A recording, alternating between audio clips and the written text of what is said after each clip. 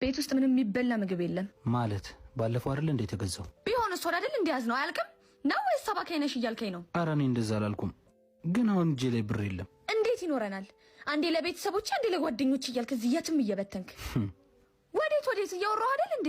ስራ ልገባ ነው፣ በጣም ስራ ረፍዶብኛል። ምን ብትሰራም እዛ ለቤተሰቦችና ለጓደኞች ለመበተን ነው። ለኔ ምን ይጠቅመኛል? አይዞ ዛሬም ተጨቃጨቃችሁ አይደል? አዎ እባክህ፣ ዛሬም ገንዘብ ነው ያጨቃጨቃችሁ። ደሞዝ አሪፍ ነው ታውቃለህ፣ እቀበላለሁ፣ ግን ምንም እጄ ላይ ሊበረክትልኝ አልቻለም። ቆይ ግን ይዙ